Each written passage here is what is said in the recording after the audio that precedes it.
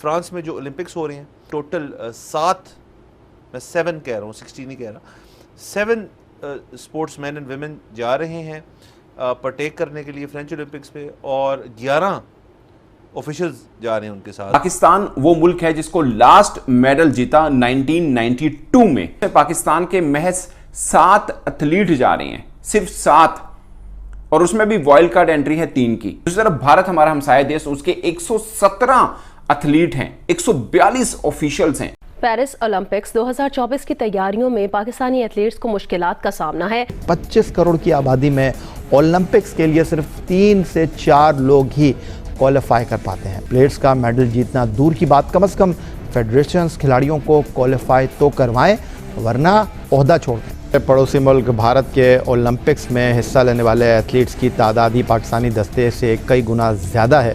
Paris Olympic में भारत के 117 athletes 16 खेलों में हिस्सा ले रहे हैं।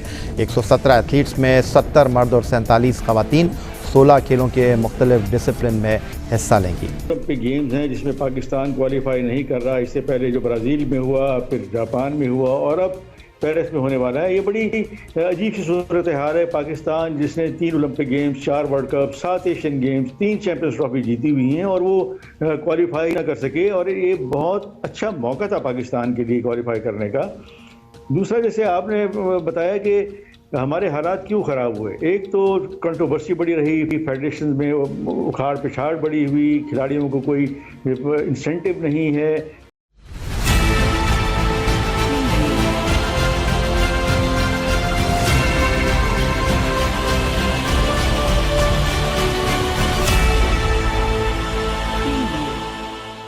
नमस्कार दोस्तों, मैं हूं नीरज और आप देख रहे हैं दुनियादारी।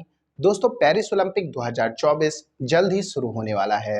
बताते चले कि पेरिस ओलंपिक 2024 में भारत के टोटल 117 एथलीट पार्टिसिपेट कर रहे हैं।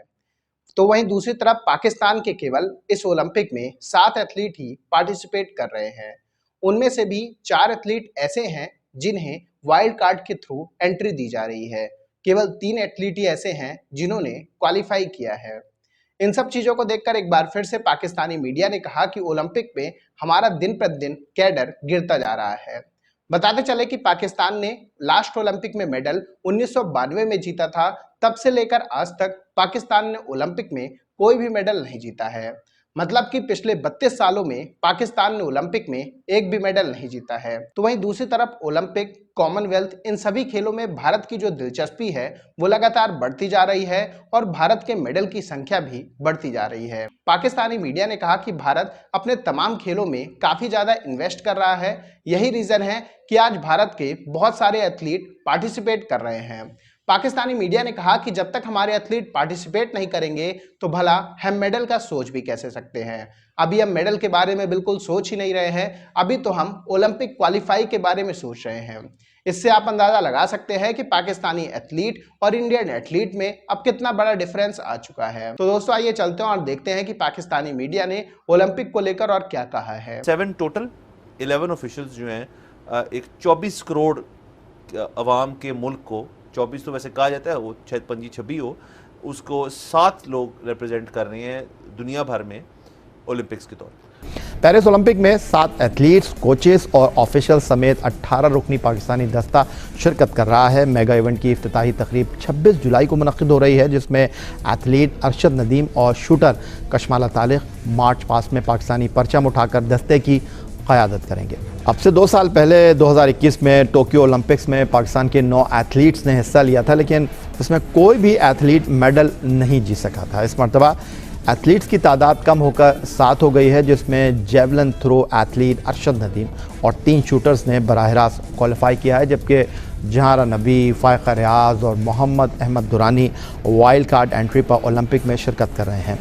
वज़ारत बैनुल-सूबाई राब्ता के मुशीर राना सनाउल्लाह ने 2 जुलाई को खेलों के सहाफ़ियों के आलमी दिन के मौके पर तकरीब से खिताब करते हुए अफसोस का इज़हार किया था कि 25 करोड़ की आबादी में ओलंपिक्स के लिए सिर्फ 3 से 4 लोग ही क्वालिफाई कर पाते हैं। राना सनाउल्लाह का कहना था कि आलमी मुकाबलों में प्लेयर्स का मेडल जीतना दूर की बात, कम से कम फेडरेशंस खिलाड़ियों को क्वालिफाई तो करवाएं, वरना ओहदा छोड़ दें। पीसीबी समेत जो है वो वहाँ पे फेडरेशंस हैं हर जगह पे आप मीर साहब पीसीबी का रोना रो रहे हैं, हर जगह पे कोई ना कोई काबिज़ है और ऐसे लोग काबिज़ हैं, उनमें से अक्सरियत जो है वो रिटायर्ड लोगों की है और जो है वो वहाँ पे सिर्फ इसलिए बैठे हैं कि वहाँ पे जो मुराद हैं, जो फैसिलिटीज़ हैं वो उनको हासिल कर सकें। इसके अलावा वहाँ पे उनका और कोई काम नहीं है। अब आप ये देखें कि 25 करोड़ की ये नेशन है और जो इस वक्त यानी ये ओलंपिक्स का जो इवेंट है, इसमें छोटे छोटे मुल्क जो हैं उनके भी बड़े बड़े दस्ते हैं वहाँ पे, यानी 100, 150, 200, 300 लोग जो है वहाँ उनके दस्तों में जो है वो शामिल हैं और पाकिस्तान से सिर्फ 3-4 लोग हैं। जबकि दूसरी जानिब हमारे पड़ोसी मुल्क भारत के ओलंपिक्स में हिस्सा लेने वाले एथलीट्स की तादाद ही पाकिस्तानी दस्ते से कई गुना ज़्यादा है। पेरिस ओलंपिक में भारत के 117 एथलीट्स 16 खेलों में हिस्सा ले रहे हैं। 117 एथलीट्स में 70 मर्द और 47 खवातीन 16 खेलों के मुख्तलिफ डिसिप्लिन में हिस्सा लेंगी। तो दोस्तों, जैसे कि वीडियो पे आपने देखा कि एक बार फिर से पाकिस्तानी मीडिया ने ओलंपिक में पाकिस्तानी एथलीटों के पार्टिसिपेशन को लेकर रोना शुरू कर दिया है। पाकिस्तानी मीडिया ने कहा कि हमने ओलंपिक में सबसे ज़्यादा जो मेडल जीते हैं वो हॉकी में जीते हैं, लेकिन प्रेजेंट टाइम में हॉकी की इतनी गंदी दुर्दशा हो चुकी है कि पाकिस्तानी टीम हॉकी में मेडल जीतना तो छोड़िए, ओलंपिक में क्वालिफाई भी नहीं कर पाई है। ऐसा पहली बार नहीं हुआ है जब पाकिस्तानी टीम ओलंपिक में हॉकी में क्वालिफाई नहीं कर पाई हो। पिछले 3 इवेंट से पाकिस्तानी टीम ओलंपिक में क्वालिफाई नहीं कर पाई है। इसके साथ साथ पाकिस्तानी मीडिया ने यह भी कहा कि पाकिस्तानी गवर्नमेंट बिल्कुल भी खेलों में इन्वेस्ट नहीं कर रहा है। यही रीजन है कि किसी भी खेल में पाकिस्तानी अच्छे से परफॉर्म नहीं कर पा रहे हैं।